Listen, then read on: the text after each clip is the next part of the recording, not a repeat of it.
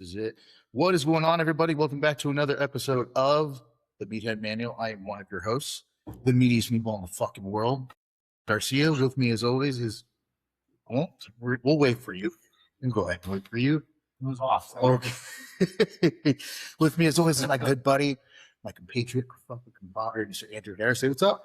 What up, guys? Today, we have a very illustrious guest with us. Someone I honestly like. I will say this too, because I was going to talk to you about this beforehand. I was, trying to gather research and do stuff to like figure out what questions to ask you and things. And actually, an interview of yours, it was a podcast, came up that I had watched 12 years ago. Yeah, I'm old as fuck. Right? And no, you're not. But I watched it 12 years ago, and actually, it was one of the deciding factors of me actually pursuing powerlifting. Wow.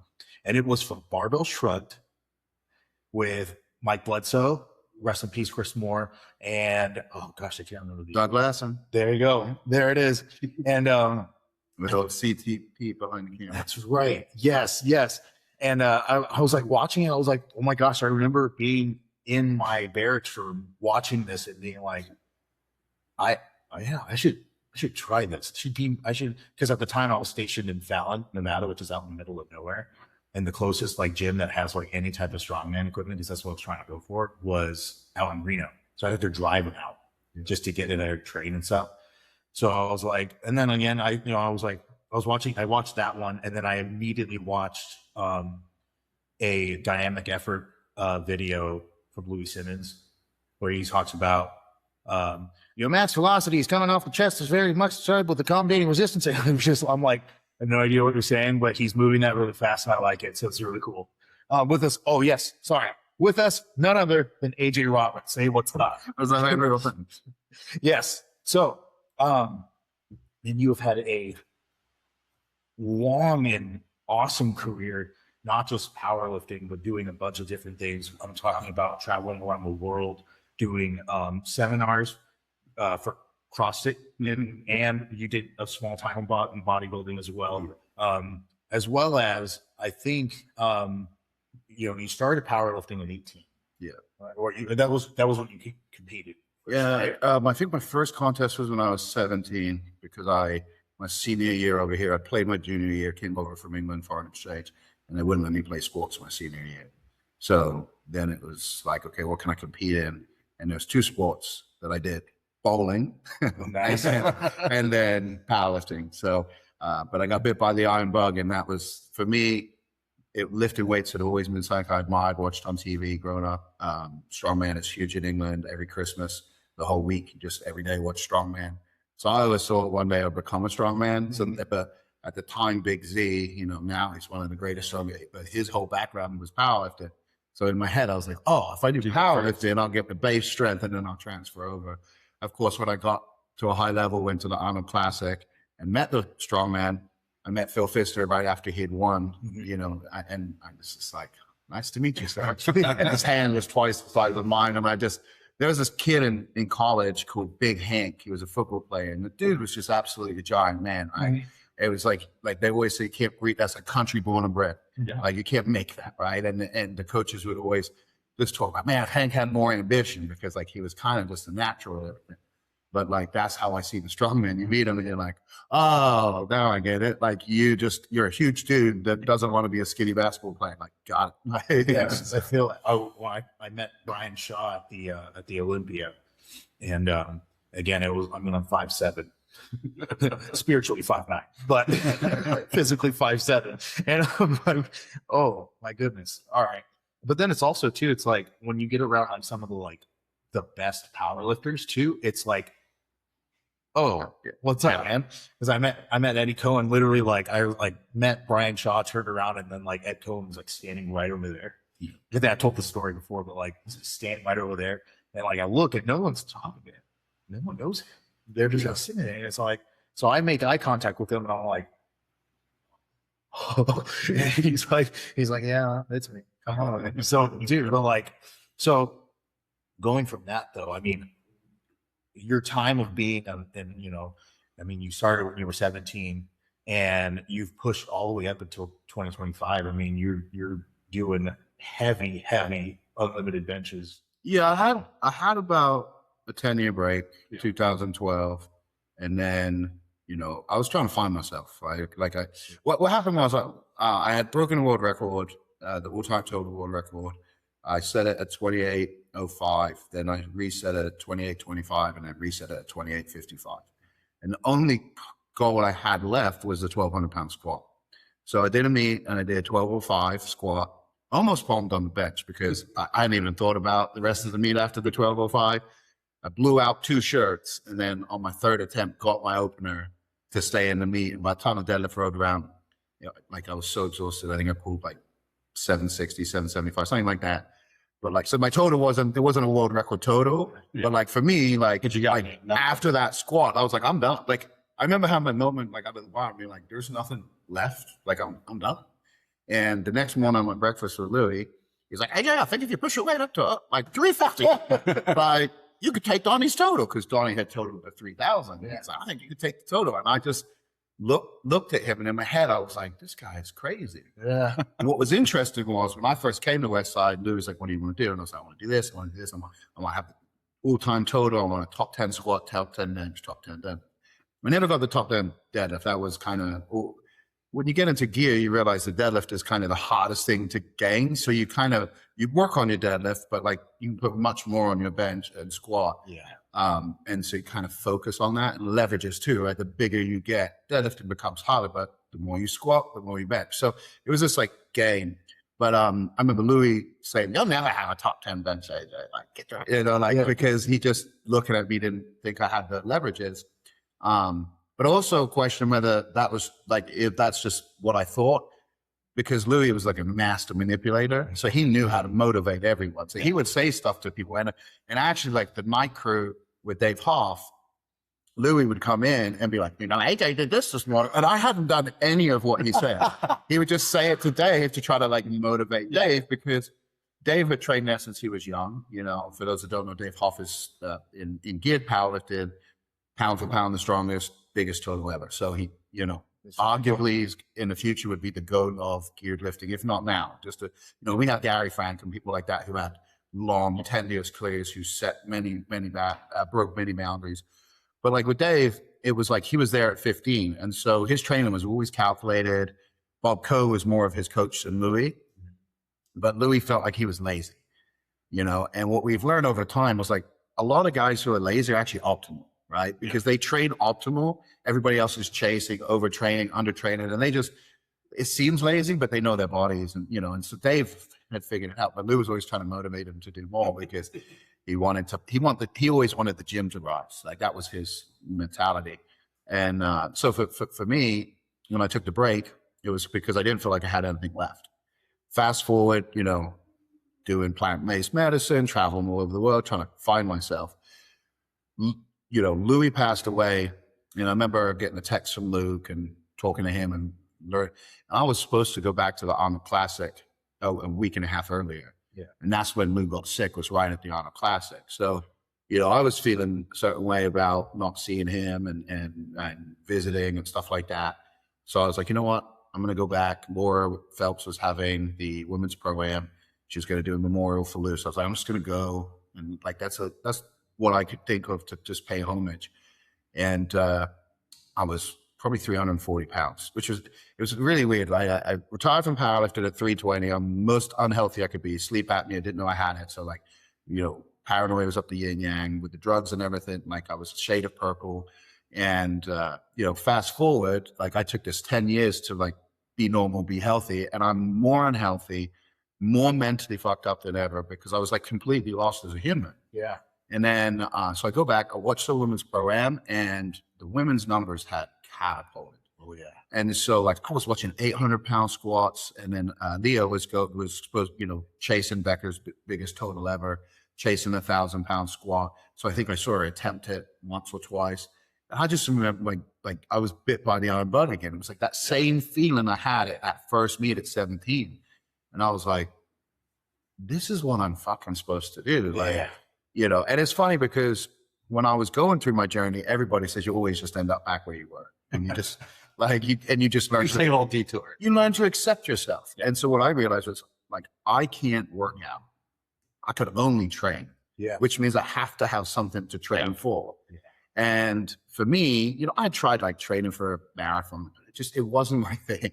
So, a lady was running a bench only meet, and she was like, why don't you just get your feet wet and come do the meet? It's an invitation meet. And I was like, I can't bench what these guys bench.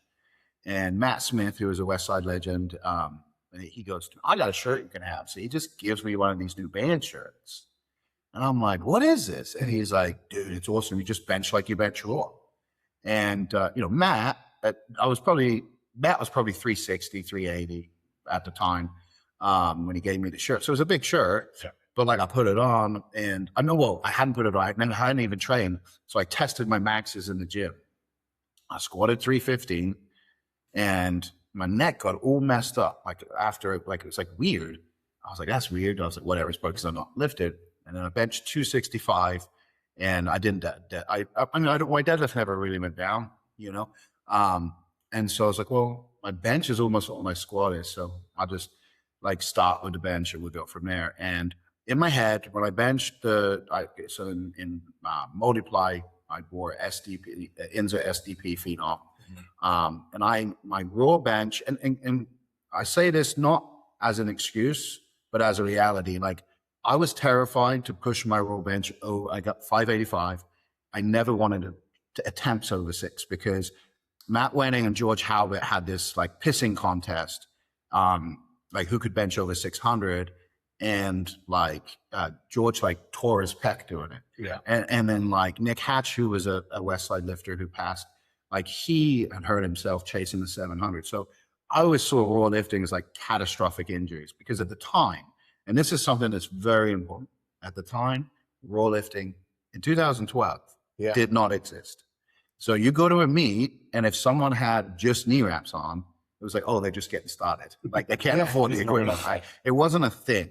And then obviously in the decade I was gone, it became bigger than anything. But for me, like I didn't have anybody. There was no Dan Green. There was no, Lily Bridges. Like those guys were in gear. And so it was super interesting coming back to the sport. But in my head, I was like, you know what? If I benched 585 and with the phenom, I benched 910. And because of the strength curve, you guys know with accommodating resistance, you start to build top end strength. So like I could do 585 off my chest, but at the time when I did that, I did a 732 board, you know? Yeah. So my triceps were way stronger than my chest, way stronger. So I thought if I get back over 500, sorry, it's the 730 something 2 board. I'm like sitting here, I'm running a 2 board right now because I'm having a little bit of shoulder issues and I'm like hitting like low 4s after like hitting into the 5s raw. And I'm like, dude, why the fuck is this so hard? And so like 2 board for some is different than others, right? So your setup, remember I was like big at the time too. So my 2 board probably was like most people's 4 board or something, you know? Like in terms of like elbow bend, right? So anyway, coming back, my head was, I got to get over 500 raw and I'll be out of bench 9 again.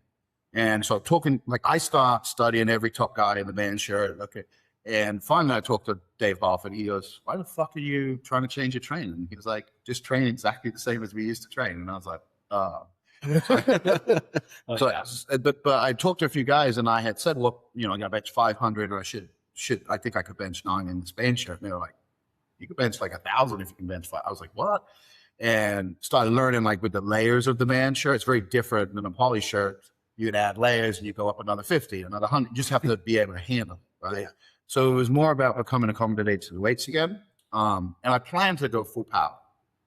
But anyway, every time I try to train full power, take myself up for 2 weeks. There's something wrong with my neck.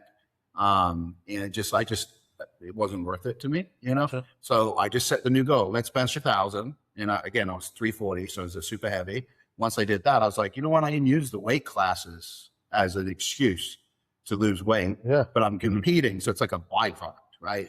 And so I did 1,000 at super, 1,000 at 308. And then last September, I went to England to try to get it at 275.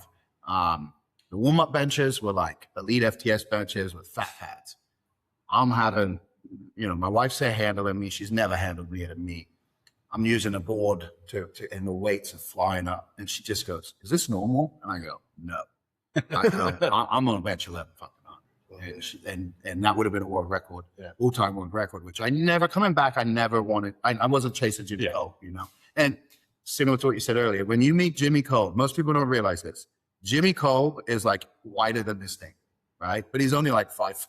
Right. So like you look at him and you go, oh, that's why he benches 1,400 pounds. Yeah. Like a fat pad is too small for him. Like the dude is just a massive human. So I was like, I'm never gonna bench 1,400 in my head. So I was like, weight classes, set the thing. And I hurt my shoulder at that meet. When I went out to the platform, their sponsor had provided an ER combo rack bench basically with a thin pad. Oh, yeah. Now, normally I'm not one to complain about equipment because that, in my experience, like that's what's missing today is people like, they want the perfect conditions and they don't travel to compete because, well, what bench do you have? What bar do you use? Like, and back in my day, people just showed up to go against each other. Whoever was the best on that day was the best. And so I didn't complain with it, but it made my opener super hard because for me, if the bench isn't 17.75 inches or 18 inches, like I start to flatten out. Yeah. And so in those shirts, as you come down, it gets harder to touch. Well, the flatter you are, the further you have to go. And then you've got to manipulate it, right? Yeah. And so I touched, I pressed. It took what felt like forever. On the video, it looks fine. It felt like forever, but my butt had come up. So I had the choice, do I repeat or do I go on? Now, I'm a very conservative lifter.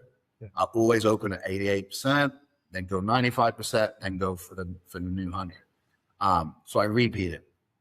And actually, the first time I benched 1,000, I repeated my opener too because I benched it so fast that I came off I physically left the bench in my upper back. And the barbell, my elbows never went up and down, but all the judges called me for up and down movement. But it was literally like I pressed so hard I came off the bench. Yeah. So, and then I jumped to the 1,000. So in my head, it's like never bomb. Jump to that. So I hit it for the next one, and then I took 1,000 on the third, but the shirt had slid down over my elbow on the right arm. So as I'm coming now, so on both arms, it's cheating. It's like against the rules. A lot of people are like, oh, shirt's cheating anyway, but you gotta. It's not allowed to support that elbow. Yeah. And so it had dropped under my elbow. They hadn't seen it or called it, but as I was coming down, of course, this arm was having a lot harder time going through. Yeah. And I was starting to twist, and I already had a bad shoulder, and I just tore the shit out of my shoulder. So came back, and I was like, what do I do now? And so since then, I'm into arm wrestling now and coaching and running meets and stuff like that. But yeah, it's been a wild ride because like the mentality coming back, it was never like, this is a comeback. It's never like, I got to prove myself again. It was just like, what goal could I have? And it's like, with these shirts, like, I think I can bench 1,000, The reality is I think I was probably at my peak when I did the first 1,000, and I was like 318 that day. That was probably my strongest that I got back to.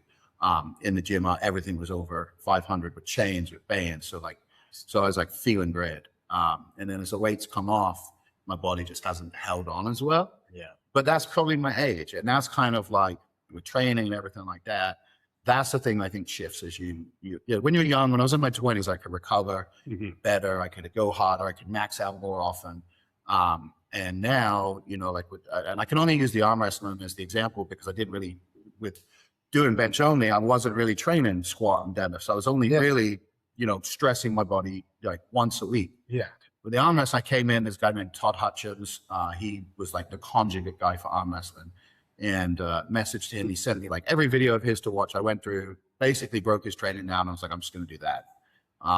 And immediately got it. So, now I'm maxing out at once a week, rotating what type of mat, with obviously everything's with the arm, but they have side pressure, back pressure. So it's like a different angle.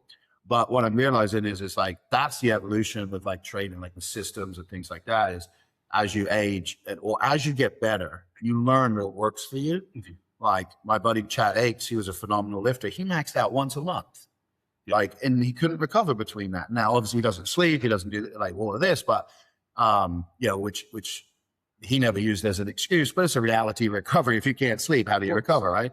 But that's what I think, like, now people are realizing is recovery is just as important as training.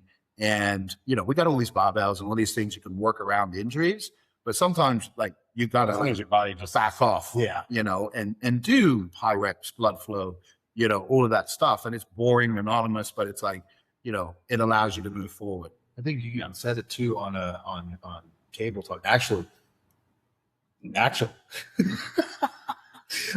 So again, while looking up things to like really talk to you about, and because trust me, I really want to go to bench. I want to go in, and I wanted to ask you also too, is this like anything like King of the Bench that you were talking about with Dave? But so as you guys know, you type in your name at Google or even YouTube, you're gonna come up with name doppelgangers, right? So take for instance mine. If I type in Google Adam Garcia, it comes up with a actor out of Australia who like had one big role and then like is just kind of doing something of it, right?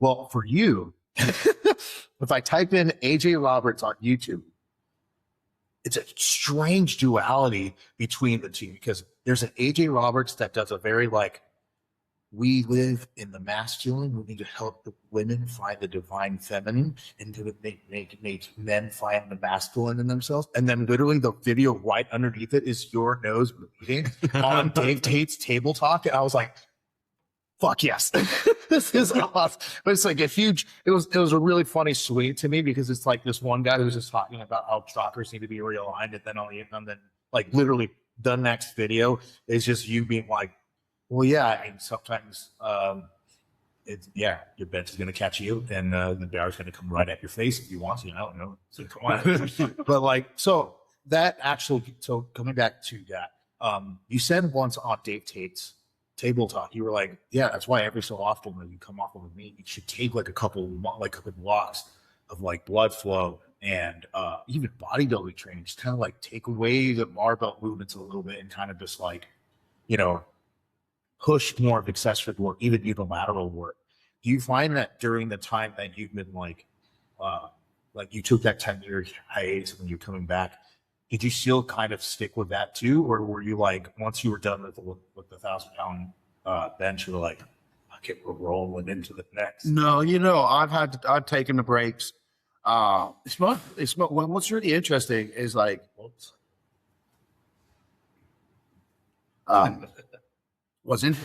interesting is that I feel like when I was young, I didn't notice joint pain. Yeah. Like I didn't have everything, like it was always muscle fatigue. Yeah. Now coming back, like I feel like shit all the time, but it's not my muscles. So like I can still train, but it's like, why is it so heavy? And actually, I think it was 2 years ago. Yes, 2 years ago, I did Quads Giving Karina's meet here in town. And the goal, the reason I was doing the meet was I wanted to put a new raw bench up. Because in 2014, I think it was 2014, I had not trained for powerlifting whatsoever. But I was working with a group of people, and we deadlifted, and I jumped in, and I pulled like 650. And they were like, you should do a meet. And I was like, and they were like, you should do this meet like at Camp Pendleton. And I'm like, oh, whatever. And then anyway, I got talked into doing the meet. But I went to the meet by myself, no handle, nothing. And rookie mistake, like I didn't have water to be high. Like, you know, I was drinking energy drinks and shit. It was hot as fuck. And on my opening squat, I tore my hamstring. So I made it through the meet, but my bench at that meet was like, I think it's 470. It might even be less. Like it might be 460 or something like that. I mean, I blacked it from my memory. This is how like bad the meet was. But I forgot I did that meet because it was raw. So like I just like I was done, right? But it's on my open powerlifting thing, right?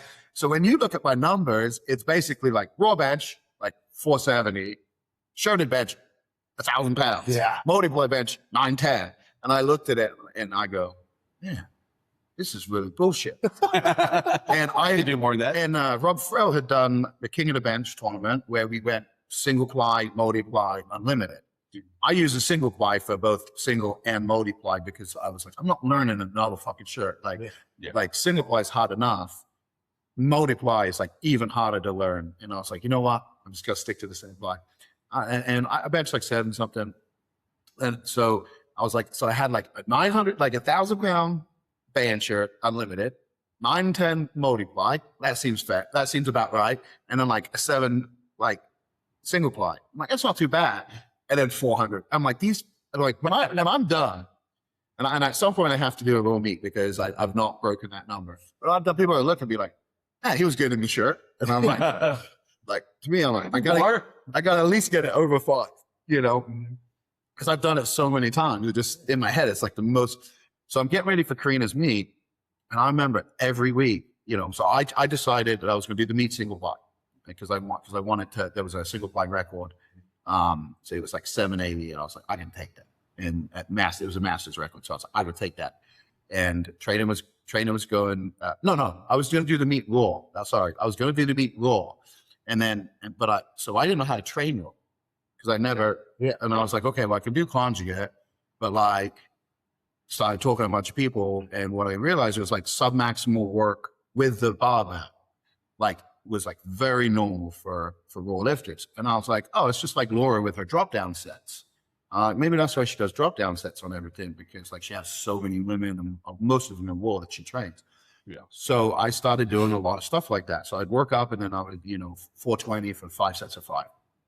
And I remember every week, no matter what the weight was, like it hurt, but it wasn't like the weight didn't go up. It was like my joints would hurt. Yeah. And I was like, what is going on? And so I got to the point where it was like, I was going backwards, and I was like, this makes no sense to me. So to salvage the meet, I decided to do the single ply at the 780. Yeah. It was the worst meet of my life. I basically was going to quit powerlifting after that meet because just nothing went the way I wanted.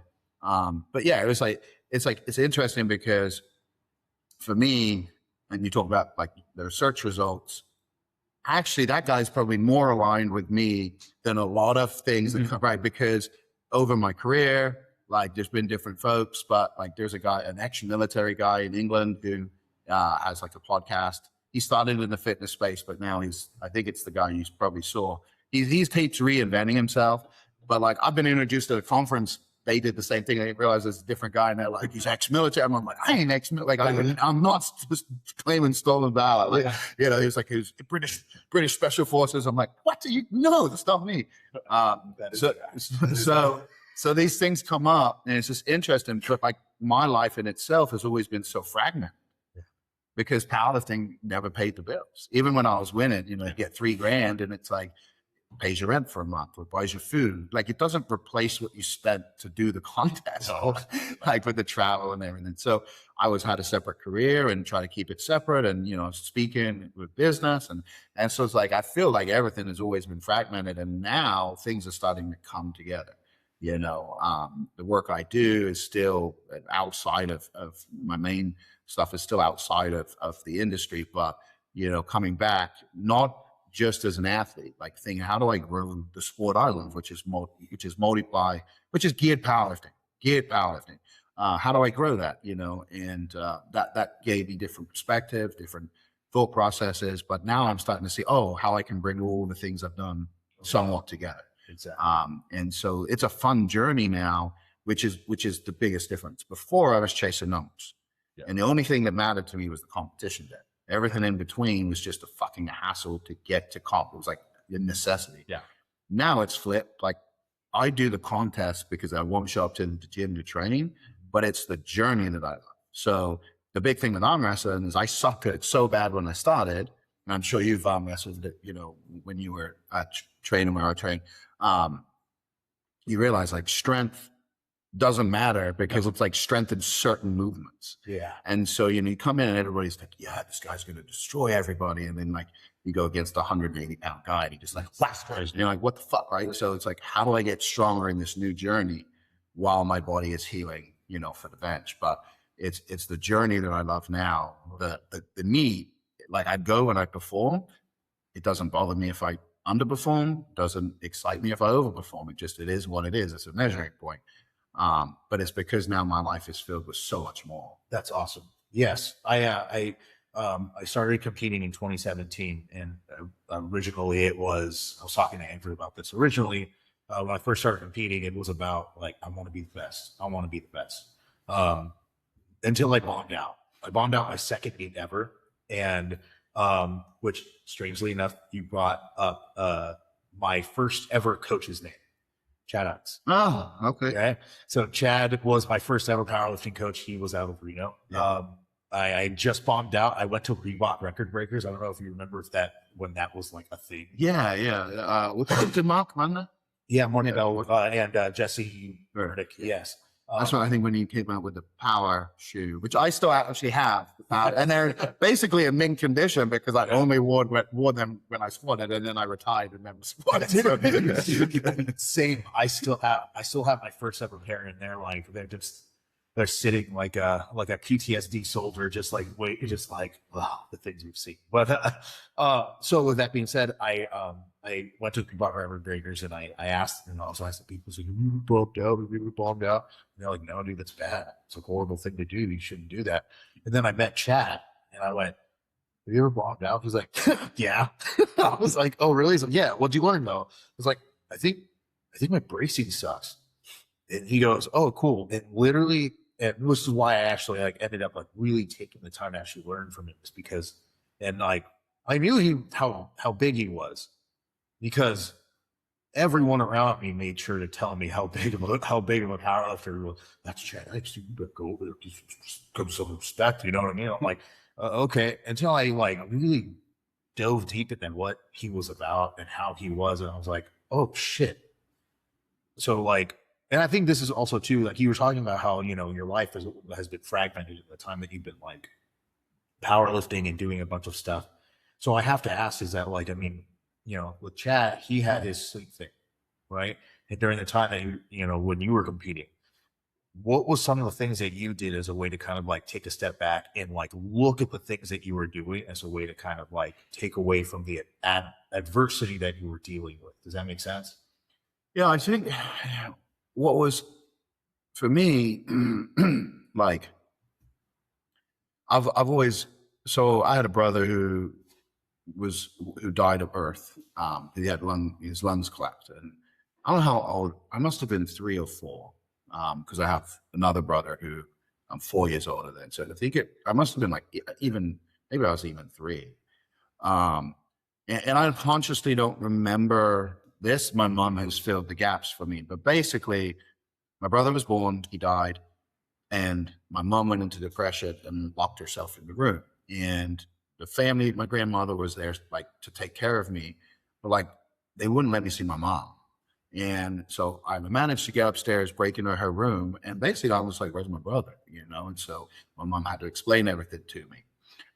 And so my mom and dad never really grieved properly. And they've taken care of everything now, but they went through a lot. So I think that it was like one of those subjects nobody ever talked about. Right. I remember being older and wanting to get my brother, like get a tattoo of my brother. And my mom was like, oh, I don't have any pictures of him. And then like later I found pictures and I was like, why did she want me to get a tattoo? But, now I understand it would have been so painful for her to see that on me. Right. But it's interesting. Me and my brother have his name tattooed on us. So there's a connection there. But my mom said that like there was probably about a year where like emotionally, like my parents weren't really necessarily there for me. They were there in the way they could be, but like, it was a tough time, right? And then my mom, they had told my mom she wouldn't be able to have kids, and then my mom got pregnant again with my brother. And so, like, I don't know the process, but basically after my brother was born, my sister surprised my parents, relatively quickly. So they were born back to back. And by the time I was like 5 or 6, like, I didn't think my parents even loved me. And my mom tells a story, and then I basically packed my bags. And I was like, came downstairs with all my stuff. And she's like, where are you going? And I literally said, to find a family that loves me. And my mom was devastated because she had noticed my behavior change, and she was trying to figure, she thought I was being bullied and all this stuff. And obviously my parents loved me unconditionally, and I do have amazing, amazing parents. But that was like the first 7 years of my life was so chaotic that I ran off the narrative that I am not good enough. So no matter what I did, it was never good enough. it drove me because that's why I got so good. But I was driven by pure anger, pure hatred, like for everything. I hated myself. I had to keep becoming a new version of myself. And so for me, like I was all in on powerlifting, and being in the weight room was like the only time I had presence, you know? And I've related it to this, like guys who watch football all day on a Sunday, or gamers who sit and game for 24 hours.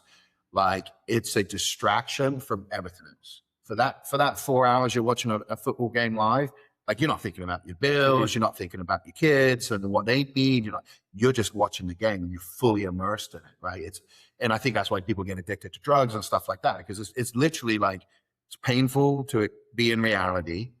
And so, but you're not in reality. Your brain is, all over the place, and you're making up stories. And I'm going to be homeless next month because I'm going to have money. Well, you're not homeless now, and you have 30 days. Like you got a long time to figure it out. But the brain will put you at the end, and you'll be a mess, right? Yeah. And so for me, lifting was the distraction from everything. And it was tough because I had a degree in sports science. And, you have to take nutrition courses and stuff like that. And here I am, like, I'm literally see it, eat it diet, like, eat till you puke, and then like start drinking a shake with, heavy whipping cream. And it was like, gain weight. Yeah. So I was just so unhealthy, and I knew I was, right. And then relationship wise, like I was married, and, I met my first wife when I was 170 pounds. And when we divorced, I was over 300.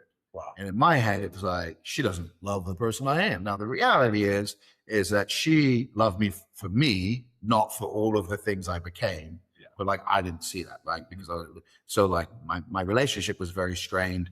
We ended up getting divorced. I missed like family events, weddings and birthdays, because I got trained. So for me, powerlifting was the distraction from everything else. And so for me, it was like, this is the one thing I'm good at. This is the one thing, I grew up in England. I came to America to play basketball. I ended up at Westside Barbell. Like, this is the universe. Like this, I have no control over this. Like the odds of this happening are nothing, right? Yeah. And so to me, powerlifting was the thing, and everything else didn't matter, And then after powerlifting, it was like, what do I have, When that was like, we talked about, several times, it was sitting down and just chatting, the big difference when you came back to lifting was that wasn't the thing. Yeah. It was a whole different meaning to lifting and then everything else. Like that was just something you do for fun now. Yeah. And like you have a family, you have all these other things that like give you that meaning now. Yeah. Yeah. And I do have to check myself, like, because I do still have the championship mentality, like do at all costs. Yeah. Luckily, my partner also has that mentality. She's a strong woman. She won nationals last year. She's California's 4-time strongest woman. She's getting ready for worlds. So but she's really good at like balance. Yeah. Right. And I don't say balance as an even. I just mean she's really good at juggling everything. And, so she's helped me a lot. Especially because she's so independent. I've always been codependent. So she's like really pointed out to me like the negatives and things like that. So I've grown a lot in the relationship. But what for me, like I have to, sometimes I have to think like, like my kids just started sports, and it's like, okay, my Axel has soccer on a Saturday. I'm like, I guess I won't be coaching the bench guys on that. And I was like, well, I have to move it. I never would have done that before. It was like, you'd be like, Jenny, you got to take Axel. I got trained. So those are the kind of things but I also think like I don't have, with all of the plant-based medicine, there was a lot of healing around the trauma that like the anger came from. So now that I don't have the same level of anger, like I operate differently on a day-to-day basis. What was interesting was I found that I still have it within me, right? It's just like I've tamed the dragon. Yeah. And so the first 1,000, it was the first time I actually like tapped into it and mentally went to the same place, running through the same like stories in my head to get me in the right mind. After the 1,000, I'm in the back and I'm shaking, and like I was terrified that I could not lock this beast back up. Yeah. Like, because I was like, I felt everything, you know, and I'm there and I'm shaking and I'm like, I fucking did it. And like people are hugging me and it's just like, I'm in like fight mode, you know? And it took like a day and a half for me to like settle back down. Yeah. And that was a blessing because it, like, once I settled back down, I was like, oh, I still have that if I want to access it, but it doesn't run me anymore. It's not the program I'm running off of. And I think that like, that's the difficult thing in the sport of powerlifting and what I see a lot of now. And anybody who listens to old powerlifters will always hear them say like, well, we missed the crews. We missed, like, everybody just trains by themselves now, you know, like puts their headphones on. And to some degree, yes, the crews are missing, I think, you know, but I've seen so many groups of people, like communities in powerlifting. I'm like, I don't think the community part's missing. I think what's missing is like, what do you do when the numbers aren't what you're chasing anymore? Right. And it's like, when you look at like Eddie, right? Eddie's the GOAT because his lifting demands it, but he's also the GOAT because everybody knows who he is because he's still around. Yeah. There is lifters that I talk about that were at the time just as monumental as Eddie ever was in terms of breaking, you know, boundaries and like, you know, basically the 4-minute mile got broken so many times in powerlifting, whether it's the squat, whether it's the bench, whether it's the deadlift, the way contests used to be run, you know, like you'd follow yourself. So like you got guys, you know, the first 1,000-pound squat, he literally squatted 3 squats back to back to back, you know, like almost dies. So it's like, you look at this stuff and you go, oh, like there's very few people, like, I remember having this conversation with Steve Dennison. I went by his nationals to check it out. And me and Steve have been friends forever. And so I went by to check it out, you know, running meets. You know, this guy's running massive meets. So almost 1,000 people at nationals. I'm going to go see what they're doing. I'm going to try to learn. And Steve was gracious enough. He wasn't busy when I showed up, and he saw me, came over, he toured me, showed me the warm-up, like 9 platforms back. He explained the way that he contracts out the platform set up and how he gets sponsorships. And so it was awesome. But we were talking and I was like, you know, what's interesting I've realized is like, and I realized that judging was that like, none of these people care to know anything about me. Just as I didn't give a fuck to know anything about the people running the meets that I was going to. I was going to put on a show and make money. That was like why I was going.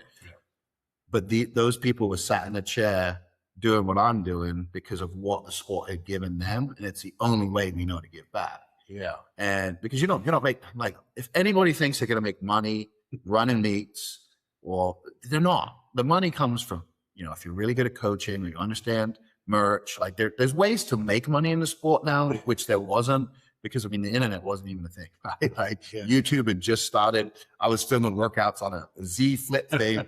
I mean, I a lot of them are hidden, but there is workouts there, but you can see it looks like it's shot on the shittiest fucking camera, because it was just this camera. But with the way things are now, like, you don't have to go anywhere. You don't have to leave town. There's a meet every week.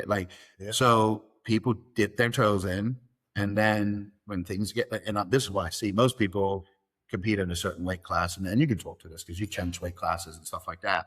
But most people are at a weight class. They never change weight class. They max their potential there just from beginner gains, 18 months, and then they're done and they disappear from the sport.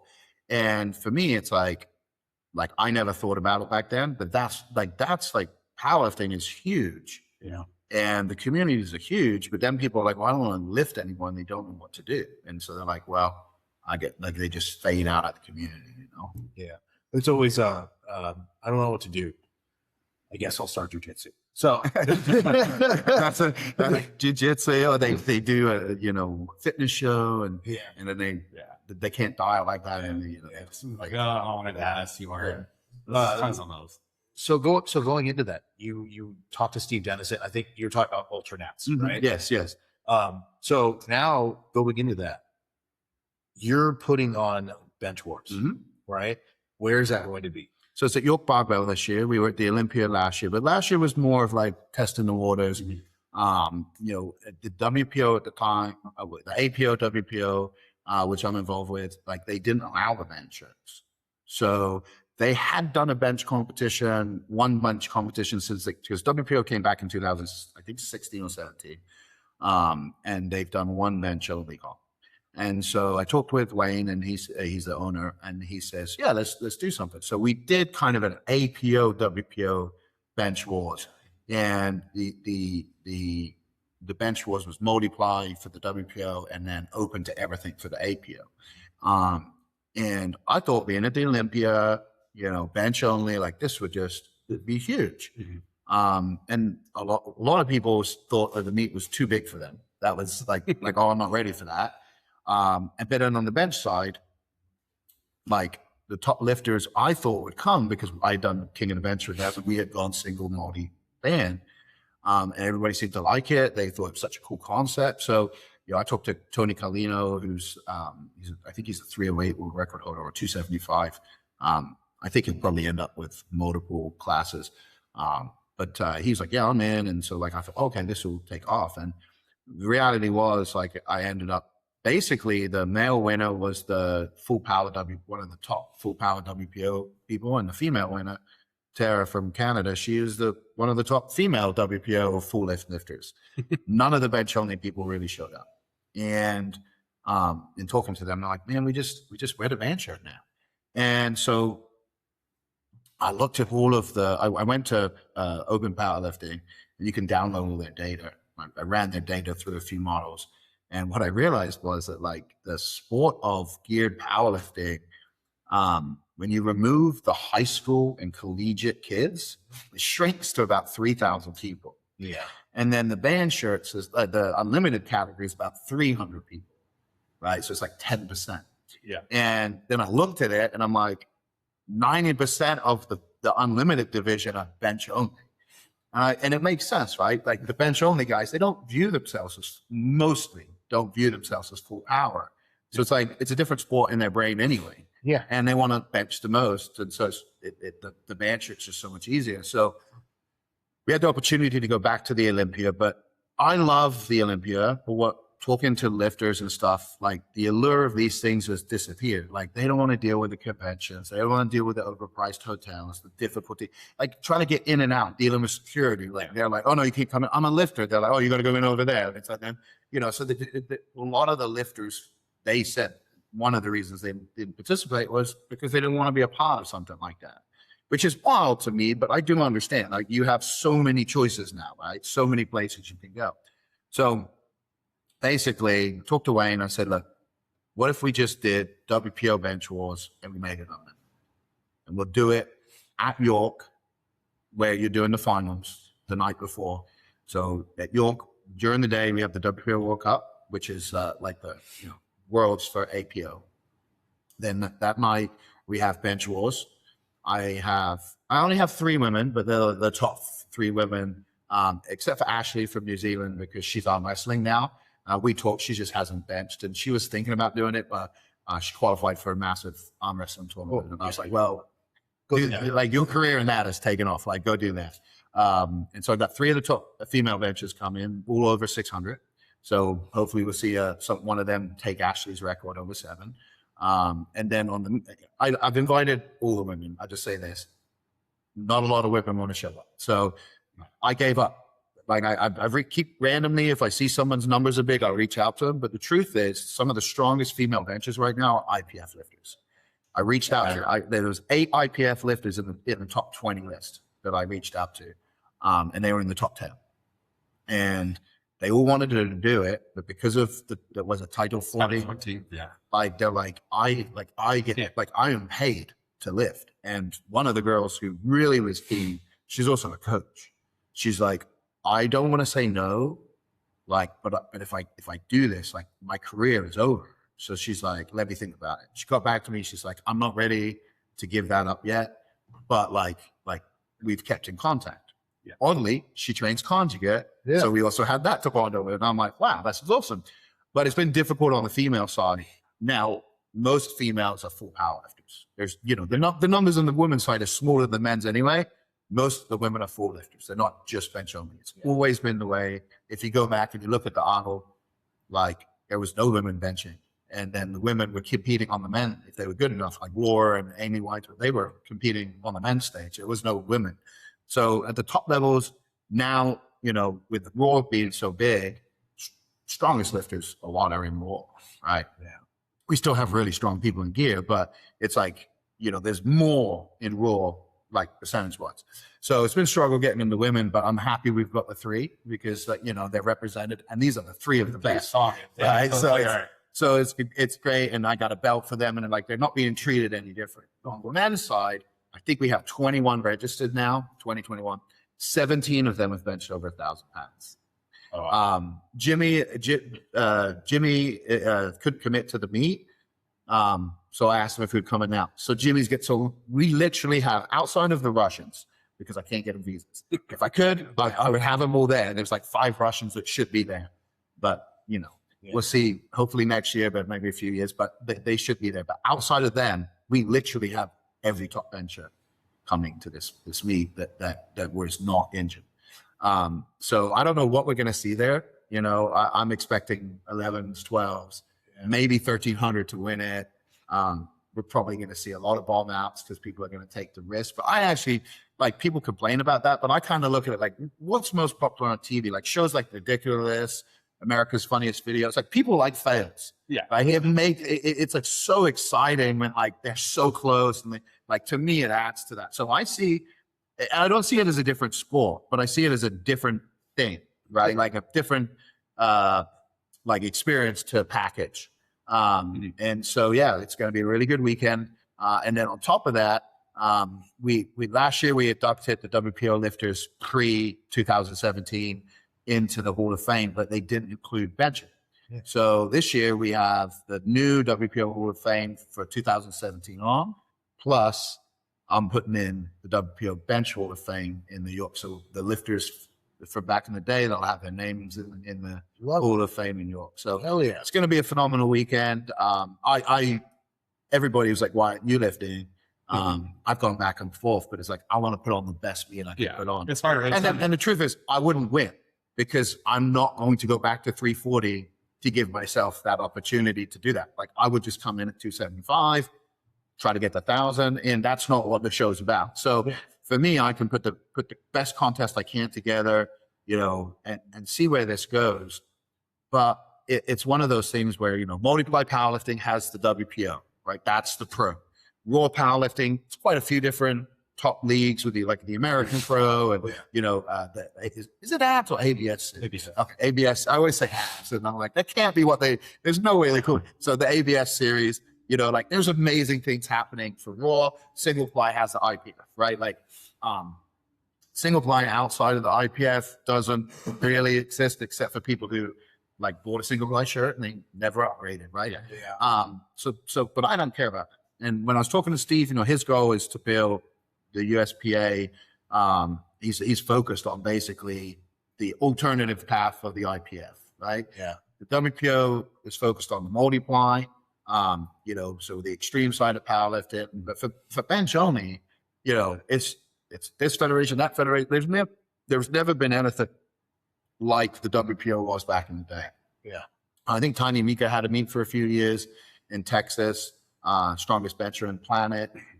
He put that on ESPN, but he's not running it anymore, you know, and this is what happens, like, because it's hard to run meets. Yeah. There's no money in it. Like it's all like after the Olympian last year, it was a very tough meet to run, the logistics of it.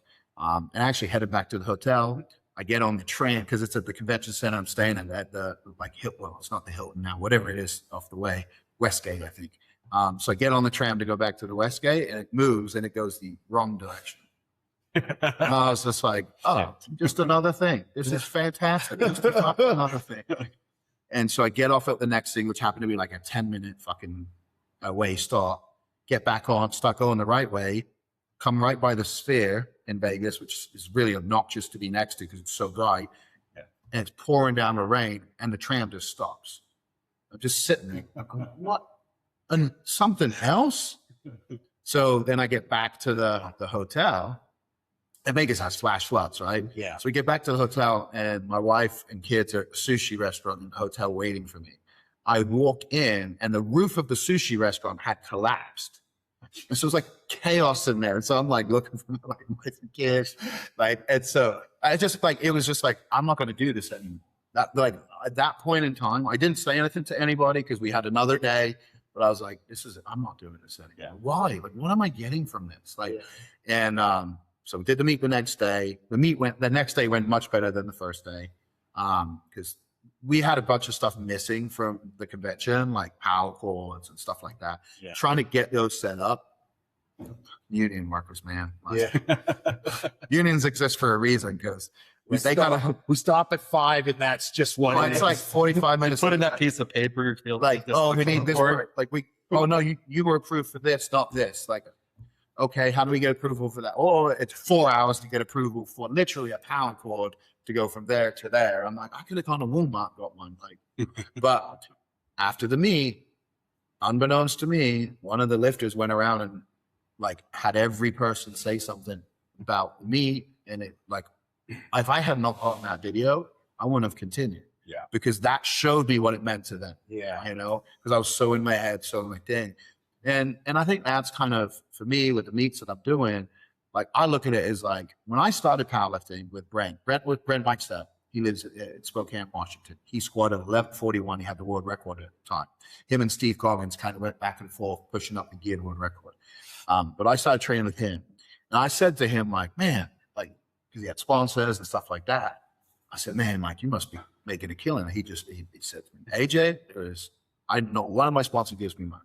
He's like, I get free supplements, free clothes. It's like, you know, I was like, oh, man. And at the time, no meets were paying either. Right? That wasn't really a thing.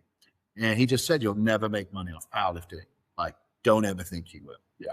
And I didn't buy into that. So my entire career, I'm like, I'm going to make money off this sport. I'm going to make money off this sport. And I won money. But like I said, it was never like enough to not do anything else. And when I was getting out of the sport, 2012, like, Instagram wasn't a thing. Like, people weren't making money as coaches online. Actually, my ex was one of the first coaches online, and her business blew up. It was because there was nothing else, you know? Yeah.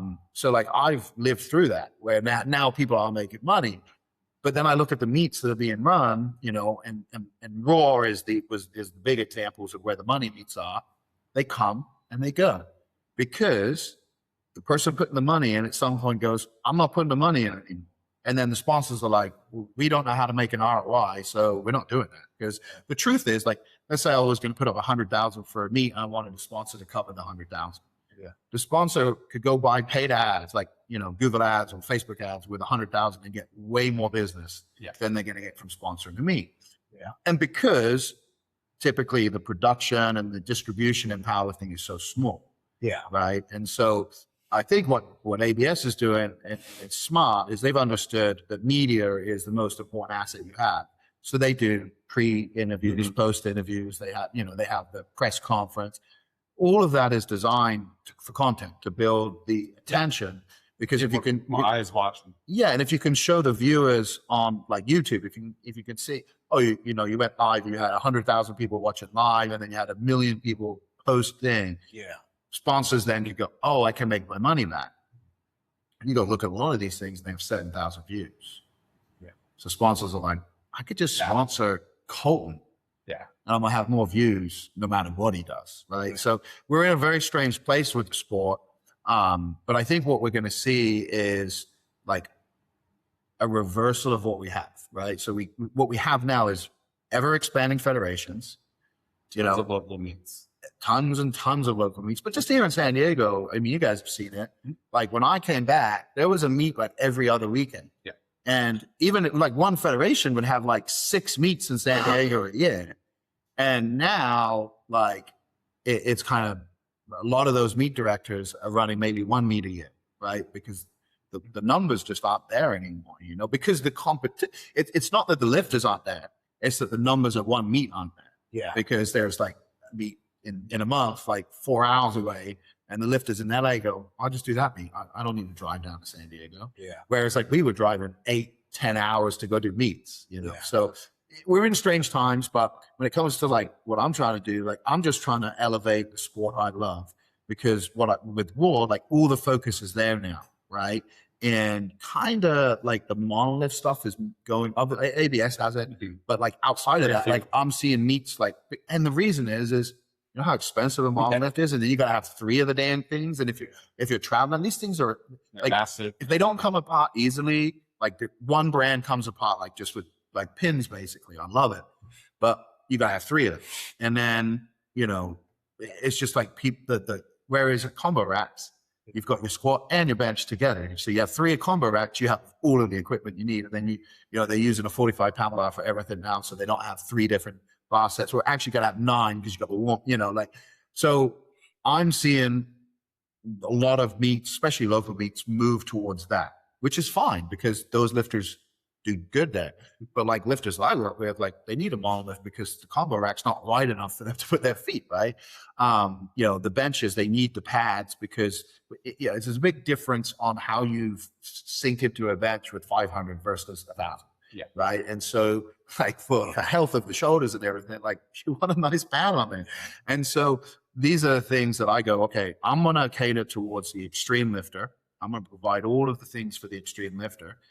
Anybody's welcome to come use it, you know. My meets are typically 50-50 between raw and geared lifters, but it's different, right? I'm offering something different. And so same thing with bench raws. It's like, okay, like there's not a bench only, like bring the biggest benches together in the world. There was bring the biggest benches in America together in the years that I've been, but nothing for the world. And so I said, you know what, let's do that. Let's bring the best lifters in. Managed to get all the support from the lifters. A lot of lifters are putting the trust in me because they don't necessarily have had the best experience with the WPO in the past.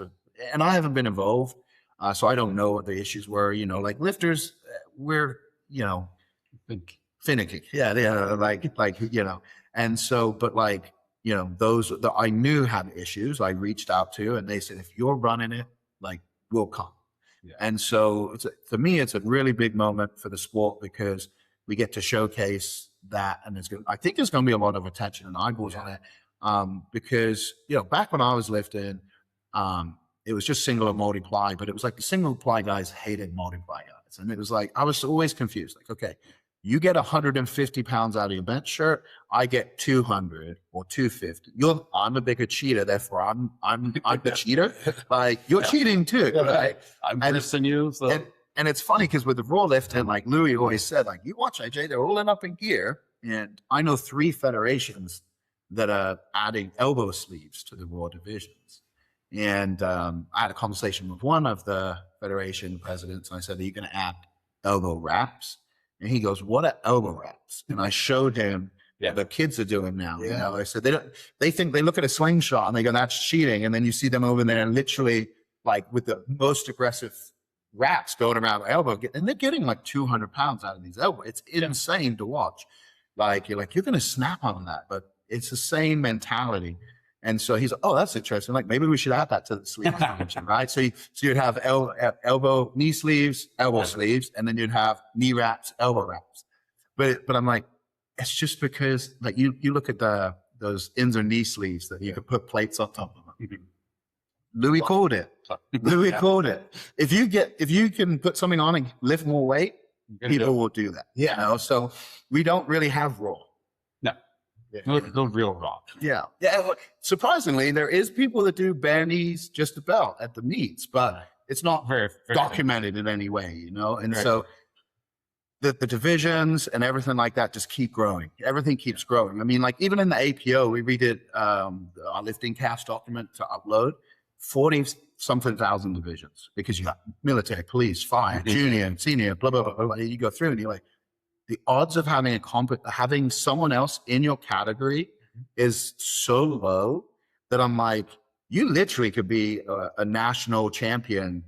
Like you just have to find the right federation with no competition, right? Like, and that's like the sad thing. You don't bring people together. So the bench wars, it's like I've gone against all what the WPO is doing right now with their support because I've explained it. But I'm like, biggest bench wins.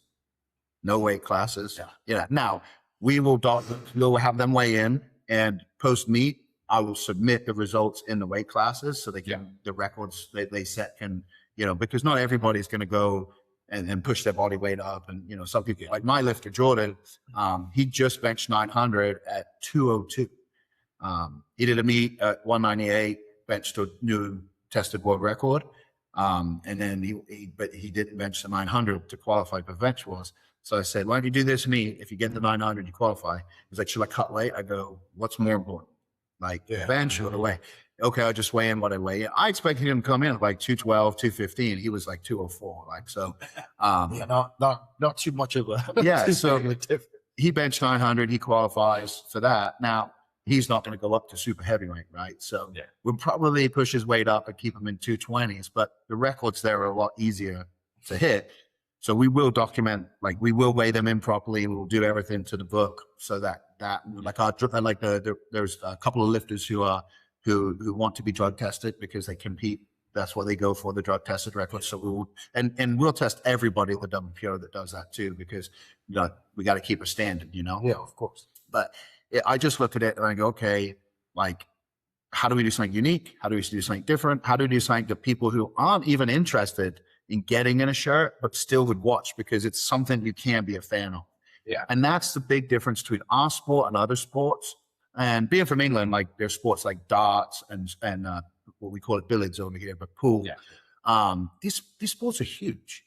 They have 30,000 people watching a darts match. Yeah. And it's like, you can't see anything because, I mean, a dart world is like this big. Yeah. And so it's just like, they're drinking and they're dressed up and they're yelling and they're going crazy. And I go, the only fans of powerlifting are powerlifters. Yeah. Until we can bridge the gap and like, you know, the mom who comes watch is like beside herself because it's amazing. Yeah. Or the friends come, but it's like, you look like you told me, your gym gave away tickets and like out of 157 people we showed up. It's like, these are powerlifters who don't even want to come to the best powerlifting, right? Yeah. So if we, and it's an experiment, everything I do is just an experiment. Like Lash's bench wars, it was a great experience for the athletes. It was a success, but not on my terms, right? Because I didn't have the biggest numbers there, the biggest lifters. This year, let's try it this way. See if it works. How does the internet react? How do people like it? Like, does this seem like something that could grow? And I think that's where like everybody is with what they're doing. It's like everything's either the same or you have to do something unique and different, you know? And for me, I look at it and go, this is the style of lifting that I cut my teeth in. I want to see that become a path to like some professionalism, you know? Yeah. And I've watched it happen in strongman. Yeah. You know, I've watched the best strongmen in the world having full-time jobs to now they're all professional strongmen. Yeah. Why can't that be for powerlifting, right? And obviously there's the format, stuff like that. But with the right editing, you know, you could take an 8-hour powerlifting meet and probably put it into a 20-minute fucking video. Yeah. Because the lifting is so short, right?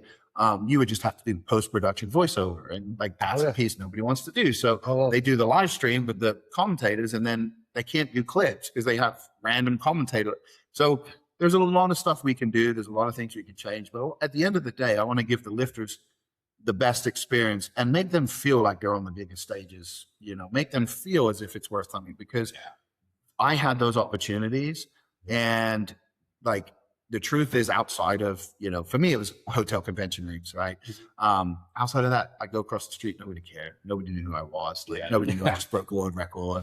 You know, you go to dinner and you know, you're basically, my eyes will be blown out. I probably have like a lot of my beard still. And the waitresses look at me like she's not like, oh, you must have done something cool today. Like, she's just like, are you good? Like, You on. So that's kind of like where I come from with it is like, I want to give people in my style of lifting that I love, the opportunities that like I wish I had.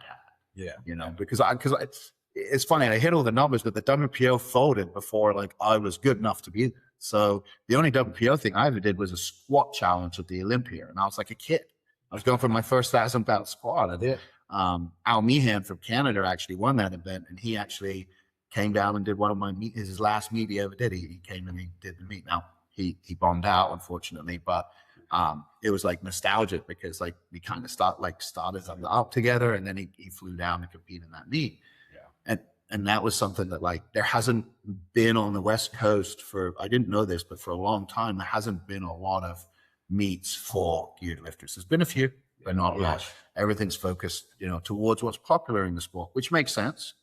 but I see, especially like bench pressing, to be honest, like, you know, like you have triathletes, but like swimmers and runners are way bigger than triathlon, right? Like the Olympics and stuff. I don't think we'll see squatting ever become its own thing. You know, it may be because like the deadlift never was the most popular lift until like now.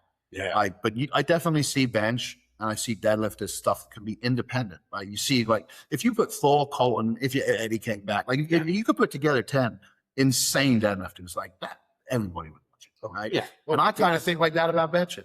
You know, the reason he can't do it with raw is we don't have 10 raw benches who bench over 700. So, like, if Julius shows up, Julius is winning. And that's why I actually think bench wars are so exciting right now, is because Jimmy's not lifting. It's not that I didn't want him to lift. Like, he, you know, when we spoke in the beginning, he was injured at the time. And timing wise, it just doesn't work for him. I would love for him to lift. But I think the other lifters, with him not lifting, everybody is in it and has an opportunity. So it's one of those things where that's the other side of it, right? Like in powerlifting, like if Colton is showing up to a meet, you're just hoping he longs out, because like the reality is, it's like this guy's putting up geared numbers as a raw lifter. Like, how do you compete with that? Yeah. So lifters think like that. Oh yeah, no, I agree. Yeah, I think, but that's what's missing from powerlifting though, is that all the best people are coming together, competing in one platform. And until we get that, like, you know, hopefully that's what Bench Wars is for geared lifting, where it's like, all right, this is the best people showcasing what they do. Yeah. And hopefully that gets some eyeballs watching outside of just powerlifters. Yeah. Because, I mean, powerlifting is a beautiful thing, because no matter what size you are, there's a weight class. Yeah. No matter what age you are, there's an age class. No matter what style of lifting you like, you know, there's a class. I mean, I don't remember the initials of it. It's really long, but there's a new federation that is geared towards, like, they have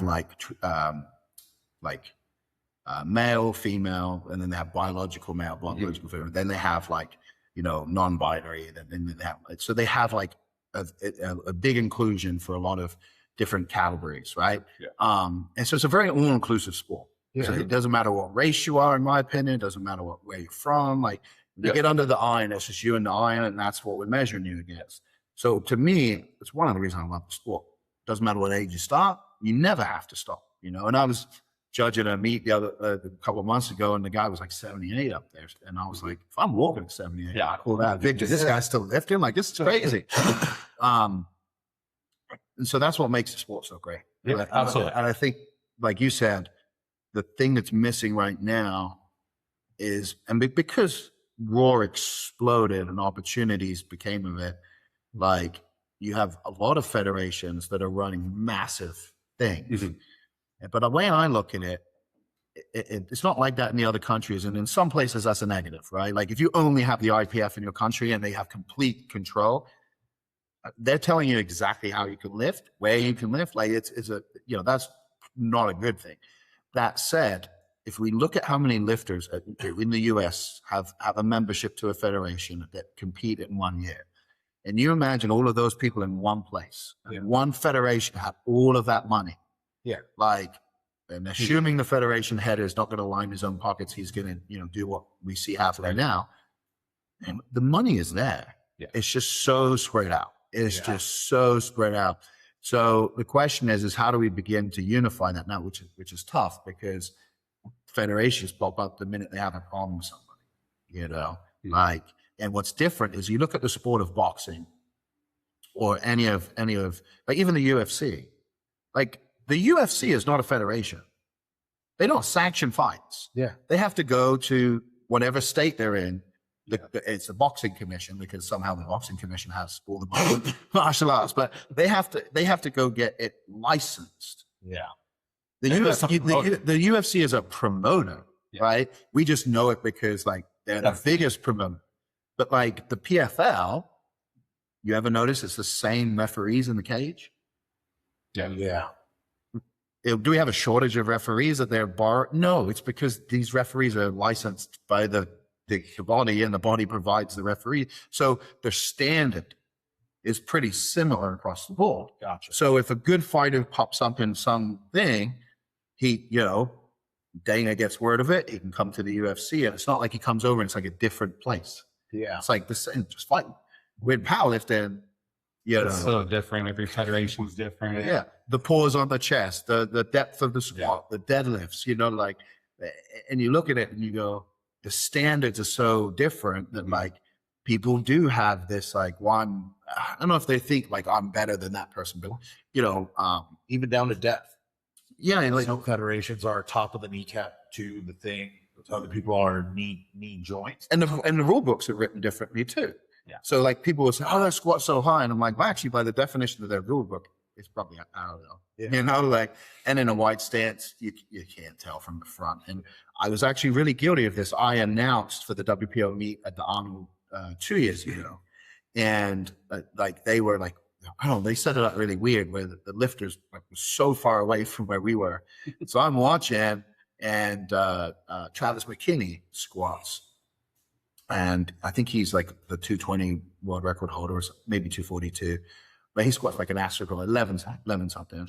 And I just remember sitting there and being like, that was high as fuck. Like, that is a nosebleed squat. Yeah. And I was like, I can't say anything like it. So I was like, oh, let's see what the judges say. And they gave him 3 white lights. And I was like, that is diabolical. Like genuinely, it was like, that is diabolical. Yeah. And I just remember thinking to myself, like, was my squats this high? And I've gone and looked at my stuff and been like, oh, okay, like, yeah, this would pass anywhere today. Like it might have been high, but it hit today's standards, I'm good. But like a couple weeks later, Travis got pictures from the photo crew, and there was a picture from the side of the squat, and he was below that. Yeah.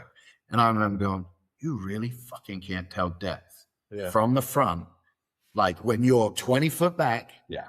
And I was just like, oh. So now I don't say shit about anything ever. But I've seen it in raw too, you know, like I don't pay as close attention, but there's certain lifters, you know, oh, they're high squatting. And then you watch their lifts and you're like, they squat to parallel. They just don't go ass to grass. Like, you know, and that's kind of where I think the nuances come in and the discrepancies come in and the separation comes in. But at the end of the day, I've never met any lifters that, like, well, there's a few assholes that are just assholes, but like I've gone to raw meets, I've gone to, you know, I shouldn't say raw meets because there's no raw meets, but I've gone to federations that focus on raw, and I've gone to federations that focus on the extreme of the extreme. And they're just cool people that like to lift heavy weights. They've just chosen to do it a certain way. And honestly, when I've done my meets like locally, like nobody wears a bench shirt. And they want to see the craziness. You know, they don't necessarily want to jump in, but they think it's cool. Mm-hmm. And it showed me like there is really no animosity between how people lift. It's all the internet makes things worse. But if we can put stuff together and bring people from different feds and do something, like then I think we're getting somewhere. And that's what bench wars is. Like actually up until last year, the APO didn't even allow bench shirts. I pushed to get them approved, you know, with the inclusive mentality. So these lifters, most of them have never lifted in the WPO, let alone the APO. So it's going to be really unique to bring these people together to put something on to get back to that, you know, getting the best lifters in the same room. Because you used to get that at nationals, you get it at worlds, and it just disappeared over time. And, you know, I'd say that to me as the, you know, like if I was going to go to, when I went to ultra nationals, like I don't know many of these people. You know, I wasn't there during prime time and stuff like that. But it's like, you know, the guys I know as the biggest guys were, they weren't at ultra nationals. Yeah. But did Steve put on an incredible beat? 800 plus. Yeah.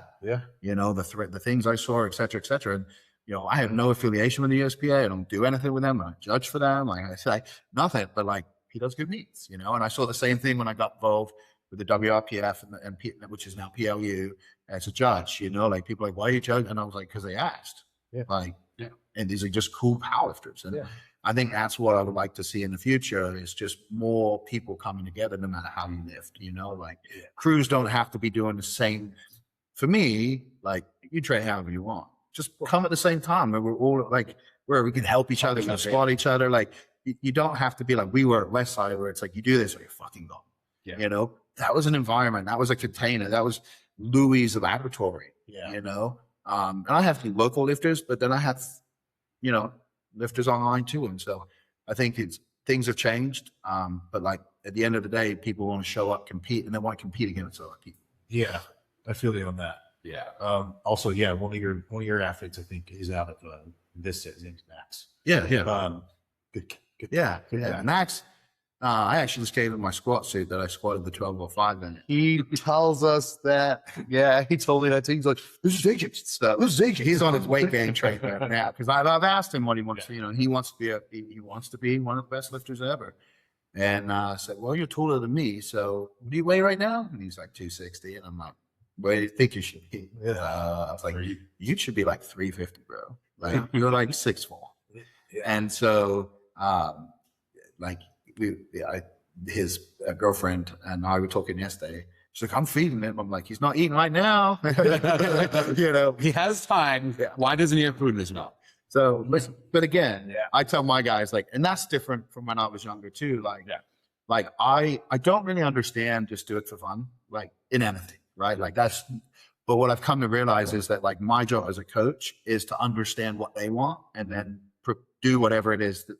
So I don't, and it's actually more of a defense mechanism because like I used to care more than the athlete. Yeah. Like I We talk about that. I would see potential in them. Yeah. And I would go, and they could do this, they could do this. Then I would talk to them and it was like not in their wheelhouse. Like they weren't talking about that. It wasn't something they were interested in. But I would push them to, I would set my vision on them. Oh, And like it never took well. Right. And I heard something and it was an aha. They said the potential you see in other people is not their potential. It's your potential if you were that person. Yeah. You are seeing what you would do in their body. And you go, fuck, they could do this. But fuck, it's nothing they can see. Yeah. And so what I've come to see is like whatever you see for yourself, you can achieve. Nobody can tell you you're a fucking crazy person. Like if you have a vision for something, like that's yours and you can run with it. You don't need a single supporter because your vision is your vision, right? Yeah. And people do think you're crazy. I mean, my tattoo artist at 18 was tattooing my stomach. And I was telling him I was going to be a world record holder. And he thought I was just some yappy fucking kid. But he followed me. When I broke the world record, he sent me a message. I hadn't heard from this guy because I know he was in the UK and I lived over here. He's like, I can't believe you fucking did it. Yeah. I followed your career, but I thought you were fucking crazy. And so like your vision is your vision. If you can see it, nobody else needs to see it. But if you see a vision for someone else and they've never seen that, it ain't never happened. You know? So I've become a better coach because I need to understand why you're doing this and what it is. And I've started to understand, I don't know how long Louis took to figure this out because Louis is a genius in his own way. So he might have known this from day one. I don't know. But one of his skills that was mastery as a coach was, mentioned earlier, he knew how to manipulate or motivate, depending on how you look at it. But he understood roles. He understood that like to have the strongest person in the world, you also had to have the guy that would show up and handle him at the meet. Yeah. And that guy ain't going to be a world record holder because what world record holder is going to go handle somebody else? Yeah. Right. And so he understood that a team is different. Oh, and you know, when I got there was guys in the gym like, what the fuck is this guy? Like, I've never heard of him. Like, why is he here? And then you learn over time, he's the guy who drives everybody to the meet. He's the guy who spots and load. He earned his fucking place. And so like I got guys on the team that like, you know, I asked a guy the other day, what's your goal? He's like, oh, I don't have a goal. I go, nothing? Like, what about like 500 bench? He's like, that'd be cool. And I just realized like he just loves to show up, loves to be a part of the team, loves to help everybody. Personally, he doesn't have a big goal. Yeah. But old me would be like, what the fuck? Yeah, what are you doing here? Fuck you. Like, get out of here. Now it's like, cool, man. Like, now I understand that. Yeah. I know that that's not where I need to push. Yeah. So, yeah. I think that's something that, because I do both training and competing and going into coaching. The biggest issue with that also is that when I'm in competition mode, it bleeds, right? So I will get a little bit more like, what are you doing? You have this, you have all the capability to do this. I won't talk to certain clients sometimes. I'll just put it down. If I'm in competition mode, getting ready for a competition, I'll look at some things and go, I need to go. Well, I want to do that. None of that. Like there's so I didn't get as much food as I could have been. what's stopping you? Huh? You know? But then after obviously competition mode ends, I go, well, you know, I get it. I feel you. Well, Let's try to do better next time. Yeah. But, you know, Yeah. keep working on it. Keep pushing for it. but yeah, that was another thing too, is that like, so I wanted, we could close this out here because I don't know how much time we have left going on, but I wanted to ask, you know, this is something that I brought up to Andrew too, because I was like actually very proud of myself for thinking about this question was about, you know, the time that you've been competing and the time that you've been coaching as well as promoting for your stuff. What is something that you saw that was relevant in the time that you were coming up that you wish was relevant now? And what is something that you see that's happening now that you were like, damn, I wish that was something when I was coming in? I think the willingness to travel, right? So like when I first started, I went on forum, and I moved from, when I came over here, I was in a town of 250 people called Iron Park. Wow. And I was lucky that there was a lady in that town who competed in the WABDL. And so the town knew about powerlifting. So like when I couldn't play sports, like coach was like, you should go talk to Teresa. Yeah. Like maybe you can compete in that. So I was very lucky, right? Like, this is what I say. It's like, you can't get these odds. Like whether you believe in God or whether you just believe in dumb luck, like I've been the luckiest motherfucker there is, right? But luck has found me because I've moved. I didn't stay in England. Like I said, I want to go play basketball in America. And then, you know, like I found powerlifting, and then I was willing to move to Westside Barbell. But it's not like just linear like that. When I went to college in Idaho, I started looking where to train. Saw that Brent was in Spokane, an hour and a half away. And I was like, how do I go train with him? And I found Matt Ludwig, who was a WSU strength coach, was driving up. And he was like, you just ride with me. So I would go over to Washington State Wednesdays and Saturdays. We'd drive up an hour to train with Brent, drive back. And that, like, I would ask him questions. I would pick his brain. Yeah, and as a kid, people probably just thought I was crazy, but like I wanted to learn and absorb and everything. And so we were making that drive twice a week, you know, driving an hour. After college, I was living in Spokane, Washington. Brent had an equilibrium problem, so he had kind of retired. He's doing some lifting now, which is cool seeing him. But his kid Braxton's a really good lifter too. Well, I said kid, he's like grown up. I just remember Braxton when we were trying to make him do pull-ups as like a 2-year-old. But now he's a full adult. But like I was like, okay, what's next? And so I talked to Louis a couple of times, and I hadn't moved. Talked to him again. He was like, well, you'll be the weakest in the crew, but you're welcome to move. So I was like, how do I get to Clemson Hall? I needed a job, and I got offered a job in Kentucky. So I calculated 4.5-hour drive. Perfect. I'll move to Kentucky, take that job, and I'll drive to Westside once a week to train.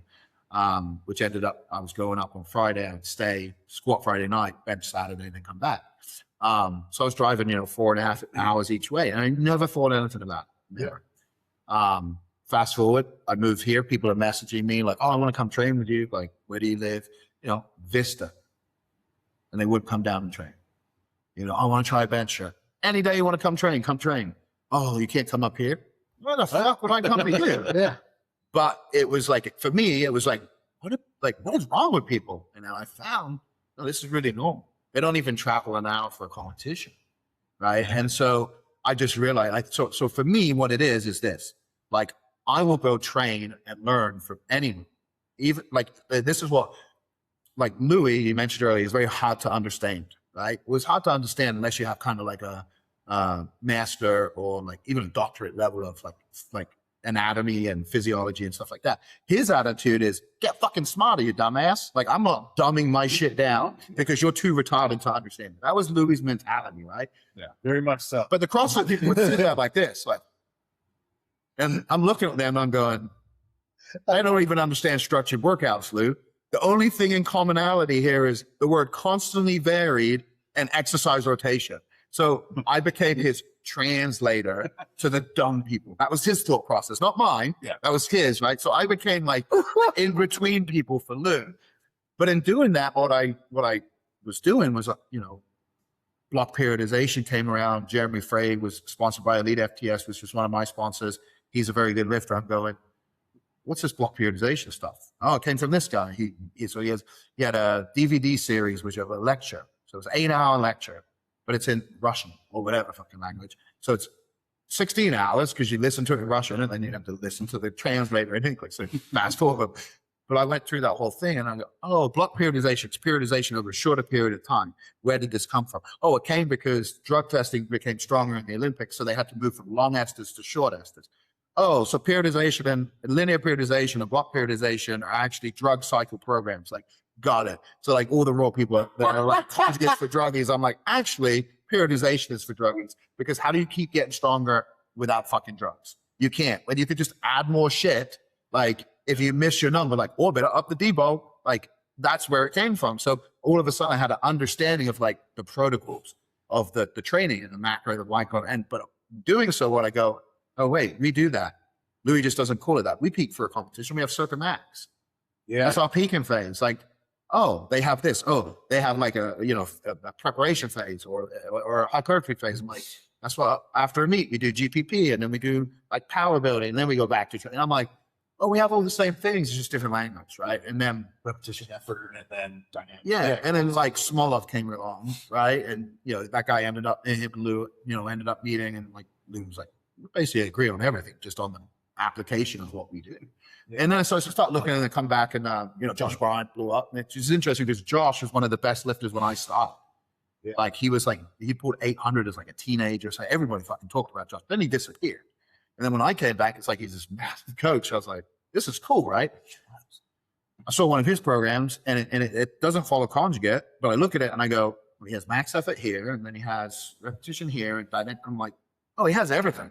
Like, yeah. And so it's like, if you actually think about, like, if you go and read some of the like science practice of sports training, they talk about maximal effort training, dynamic effort training. They have some other explosive training, oh fuck, I'm forgetting a big one by Sif, Super Trainer. They talk about all of that, and they talk about transient, and you go, okay, Louis' system is the way he put everything together. But if you actually go and look, the real thing that makes this system unique is the rotation of barbells, the addition of accommodating resistance, like the bands, the boards, but a lot of that stuff he pieced together from the original Westside barbell, from the Soviets, from the Dynamo Club. Yeah. And you go, he just put it together in a way that made sense for him, that worked. And it refined over the years, like the gym was his laboratory. That was his laboratory. So the way I look at it is like what's missing is like people going to learn from other people, whether they agree or not agree, right? Like if Julius Maddox came to town, I would fucking want to learn. Oh, yeah, of course. Yeah. The dude benched 790. Like there's something I could learn, and it could literally just be his mindset, right? His training, I know Josh does his training, so I can't say his training is shit. But hypothetically, like I can look at his training and be like, that's fucking stupid.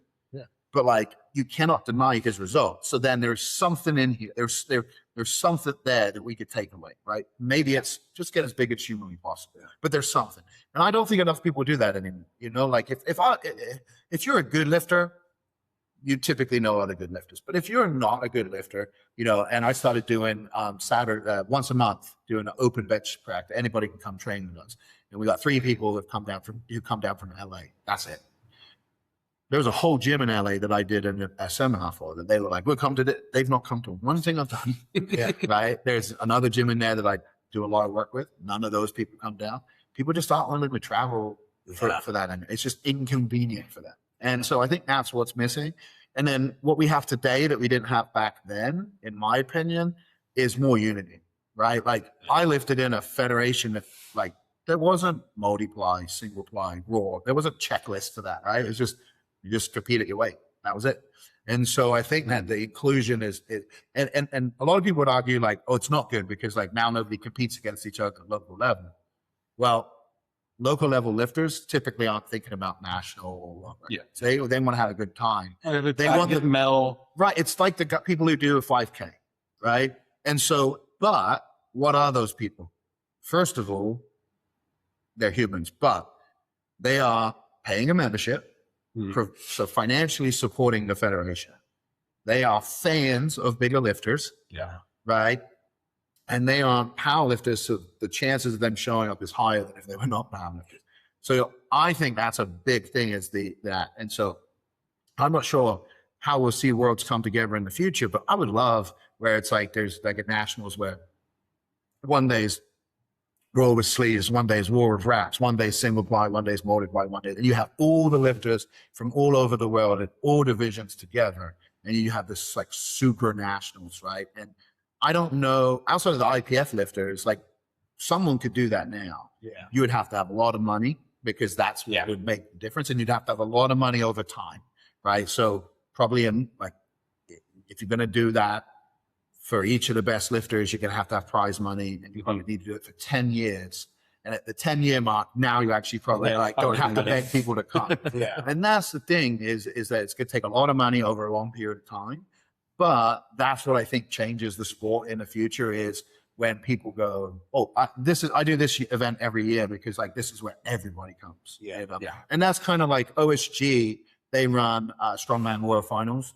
That is basically World's Strongest Man for every other division other than the Open Men. 800 plus athletes are there every year. Definitely. Powerlifting's missing an Olympia level competition. I mean, at the Olympia, you've got IPL, you've got IPF, you know, you've got random stuff. So it's like they have multiple federations in the conventions now, and that hurts too because like last year, like where we were right next to the IPL Worlds, right? And again, they're doing something different. It looks different, but the lifters from there kept coming, what is this? Right? Like, oh, we didn't know this was going on. Like a couple of batch only people were like, oh, we would have done this. And, you know, but they don't even know it's a separate thing. They just think it's like the same thing. So I think that the unity is way, like I know I was talking about the fracturing, but I think like it's more inclusive than it's ever been, which is a good thing because, and this is a Louis quote, how big's a pyramid? As big as its base. So how big is the sport? It's going to be as big as its base. Just like, I mean, there's a lot more people who are interested, who do it on a daily basis. You know, they're never going to be top level lifters and they don't have any aspirations of that. But like, you know, local USAPL meets will have 120 plus lifters. Oh yeah. You know, so like there's a lot of people that are interested here. Yeah. But on the East Coast, it's different. You know, because Steve was here on the West Coast, he was driving every week. Like he's put in the time to build it, but it's very powerful. It reminds me, you know, of the WWE back in the day, right? Well, WWF at the time when Vince Mahone took over from his dad, like it was very fragmented. Like this state had this organization, and then he saw TV as the unifier, so he started putting his show on TV in those states. Which was like a big no-no. But like and then he started buying up all of the federations and stuff like that. Now, I don't think if you buy a federation, they just go start another one, right? Like you have to have the TV or you have to have something to eliminate stuff. But I think that's kind of like an interesting path we're looking to right now because the numbers are there. They're just not in the same place. Whereas strongman, like this is what's interesting. Professional strongman is bigger than powerlifting. Amateur strongman is not. No, it's not close to as many people doing the amateur strongman compared to powerlifting. Not even close. Not even close. And the competitions at the lower levels, like the athletes that show up, like you ain't getting like your Tom Stallmans or there's nobody like that. As far as I know, here in San Diego. I mean, we've got maybe one pro, but he's like a 242 guy, you know, like he'll probably, I could be wrong. I'm not talking to him about his goals, but as far as I'm aware of what I see, I don't think he's ever trying to get to World's Strongest Man, you know? So it's very interesting. Like we're putting on a strongman competition at Waterpalooza with the guy who owns OSG, you know, and the community, cause it's associated with CrossFit. With Waterpalooza, there's a lot of expenses. So I think it's like a 250 entry or something like that. Mm-hmm. It's a 3-day event, which is unusual. And, you know, it's all these things to like satisfy Waterpalooza with the CrossFit thing, kind of like the Rogue Invitation when they do the strongman in between the CrossFit, right? Like foots in the crowd. But it's interesting because like trying to get volunteers, trying to get people to sign up, like you assume like this big event, like Waterpalooza, like, you know, 10,000 people coming to watch the CrossFit athletes. They're going to be watching the strongman stuff. Everybody would want to do the competition, but it's like, no, like, you know, but strongman only has 2, but as far as I know, again, could be completely blind here, but there's only 2 federations in the entire United States. So when you go to when you go to Strongman Corp Nationals, like, you're going against the best. When you go to OSG, you're going against the rest of the world. Yeah. You know, it's not like you show up to Worlds and you're like, I won. And they're like, who are you going against? You're like, absolutely fucking nobody. Like, they're giving out top 10, like, you placed top 10, like, medals, because, like, there's so many people in the field. And, you know, so I think that's where we're heading. I think it's going to take money. And what I've come to realize, because I've started studying sports promotion, and all of the promoters either have a backer or made millions before they go into promoting. Yeah, So, yeah, and I think where powerlifting is gonna struggle is the style of competition. You know, strongman has that where it's like so many different things, and it's like you do a lot of head to head. It makes it exciting as viewers to watch. Whereas powerlifting, it's like, okay, one person coming up, everybody's doing the same lift. You don't know who's competing as who, and it's not as exciting for the viewer. That's the presentation piece. That's the presentation piece that I think needs. And ABS is getting better. We know that they're faster paced meets, and they're just showcasing. All right, every single one of these guys who's competing right here in this block, they're competing against each other. Yeah. You know, which is good. I think that makes it a little more exciting for the viewer, because it's like, you know, because that's what, you know, one of the big problems I think a lot of times with these meets is like, you don't know who's competing against who. You know, you have you could have a guy in flight 1 competing with a guy in flight 4 because their openers were so different. Yeah. But that on the squat. But then in the benches are equal and their deadlifts are equal. But you don't have a clue they're going against each other. And if they do, because the technology we use is not the best at, like, you know, predicting and stuff like that. The storytelling, we don't have the footage, you know, like, I was just at out in Vegas at the one of Dana White's Contender Series fight nights. They just built it's called the Meta Apex, but it's basically a warehouse, and it has about 1,000 seats in with a ring in the middle. Now they've spent a lot of money. It looks phenomenal, but I'm sitting there in the warehouse going, I need something like this. I can do all sorts of stuff in a venue like this. Like, so I'm looking at the promoter standpoint. I'm like, but I'm thinking this is the UFC. Like, Dana White's like there in front of me, like, because it's small, right? The place is small. And my buddy showed me, like, because the tickets were super cheap, like I think $60 or something like that. So he had pulled up like an actual UFC fight, like stadium thing, and the ticket prices, and the seats that we were in would have cost, if it was a full stadium UFC, that those seats that close are like $5,000 to watch the fight. The fights were phenomenal. Like on edge of the seat, like back and forth, like knockouts, like out of the blue. Like, there was one fight, this guy was dominating the other guy, and just cocky as hell. And in between the rounds, he like walked over to Dana, and he's like Dana's like this, you know, first 3 seconds of the next round, if head kick, you know, but then the crowd erupts and it's going crazy.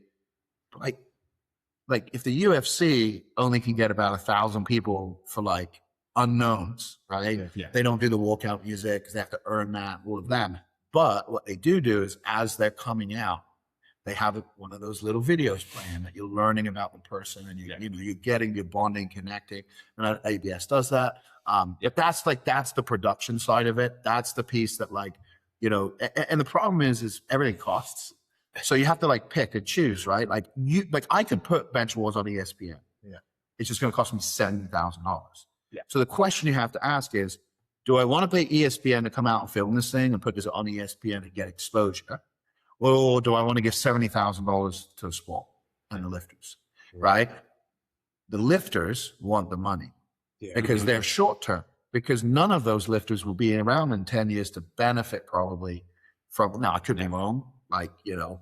Something might be, but for the most part, you're looking at, like, I had to come out of pocket to travel, hotel, all my training leading up to it, you know, so they're like, I want a little bit recoup that, you know? Yeah, and if they find out you have all this money, you give it somewhere else, they're going to question it. And I know this because World's Strongest Man has this issue.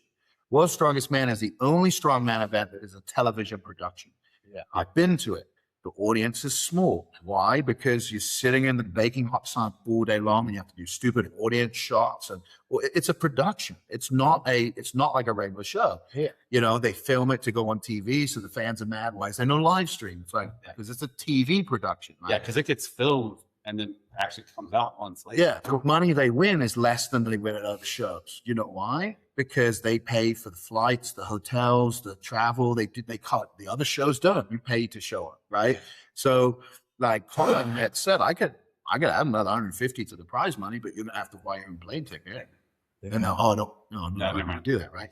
So that, but in strongman, every year there's arguments of, is world's strongest man still the most prestigious, the strongman? Like, is that the true strongest man? And there's all this controversy around it, but it's because it doesn't have the biggest prizes, doesn't have the heaviest weights. Yeah. The way it's done is very different, right? It's more of a cardio strongman contest because it's like, well, it was 5 days, now it's 4 days, but there's 4 days of competition, right? So like, yeah, like I saw the year I went up in San Francisco, like I saw many people that should have been top 10 not finish top 10 because they had a shitty one event or two events. Yeah. Well, you have anything else? You want that? That's just about it. Well, I'm gonna close this out with this. I remember I have faith that you're gonna be able to do what you are wanting to do with bench wars. The reason I say that is because 12 years ago, you told Mike Bledsoe and Chris Moore that Louis had said, there's no money in powerlifting. There's no way you're going to be able to go across all over the world and do seminars. You were doing seminars across all over the world. So there's a thing that I'm a physical therapist, and there's a thing in not just in sports science and all this stuff, it's evidence-based, right? That's evidence that's showing that you have the ability to do what you're going to set out and do. So I have faith it's going to happen. And I want to say thank you for coming on. And I appreciate you coming on. Guys, AJ Roberts, follow, like, and subscribe. And thank you. Take it easy.